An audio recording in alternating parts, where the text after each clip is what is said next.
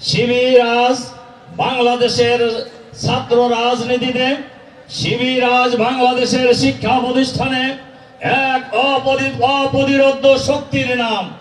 শিবির আজ বাংলাদেশের মেধাবী ছাত্রদের ঠিকানার নাম। শিবির আজ বাংলাদেশের মেধা চর্চার কেন্দ্রের নাম। শিবির আজ বাংলাদেশের ভালো মানুষ তৈরি করার কারখানার নাম। শিবির আজ বাংলাদেশের অন্যায়ের বিরুদ্ধে প্রতিরোধ করে তোলার নাম। শিবির আজ ফ্যাসিবাদের বিরুদ্ধে ঐক্য প্রতিরোধ করে তোলার নাম বাংলাদেশ ইসলামী ছাত্র শিবির। আজ বাংলাদেশে ইসলামী ছাত্র শিবিরের অবস্থান, বাংলাদেশে এই জমিন থেকে ইসলামী ছাত্র শিবিরকে নিশ্চিহ্ন করে দেওয়ার জন্য এই ফ্যাসিবাদী শক্তি এবং তার দোসর সকল শক্তি রাষ্ট্রীয় যন্ত্র ব্যবহার করে পুলিশ, র্যাব, বিডিআর, হেলমেট বাহিনী সকল বাহিনী নিয়োগ করে শিবিরকে হত্যা করা হয়েছে, চোখ তুলে নেওয়া হয়েছে, বন্ধ করে দেওয়া হয়েছে। বছরের পর বছর শিবির নেতা কর্মীদেরকে জেলখানায় আবদ্ধ করে রাখা হয়েছে, কিন্তু শিবিরের অগ্রযাত্রা রোখা যায় নাই।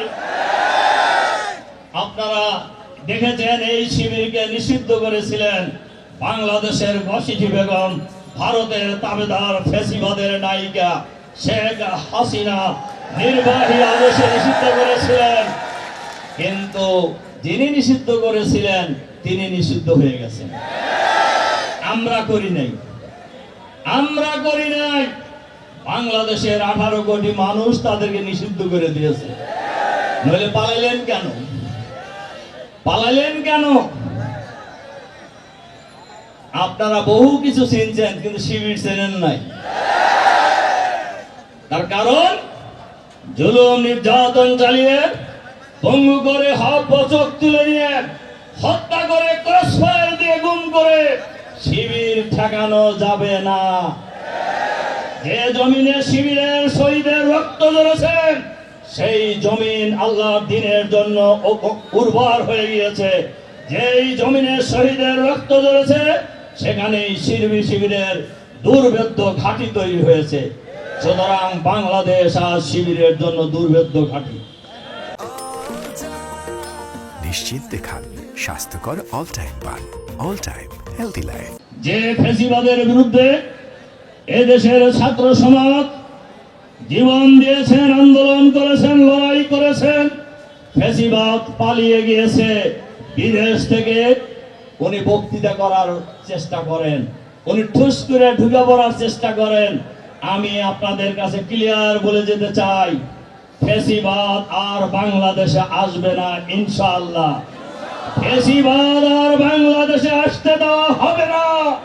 বাংলাদেশে আর কোন ফ্যাসিবাদ এদেশের ছাত্র সমাজ প্রতিষ্ঠিত হতে দেবে না ইনশাআল্লাহ।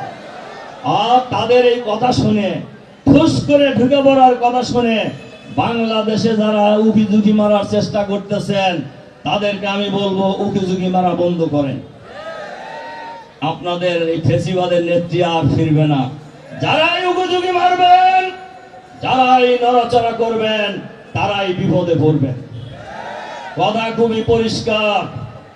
আর অন্তর্বর্তীকালীন সরকারের কাছে আমরা আজকের এই সমাবেশে আহ্বান জানাতে চাই, ফ্যাসিবাদের দোসররা যে গণহত্যা চালিয়েছে, এই গণহত্যার বিচার অল্প সময়ের মধ্যে সম্পন্ন করতে হবে। আপনারা বিচার চান না? এদেশের মানুষ চায় না? আগে গণহত্যার বিচার।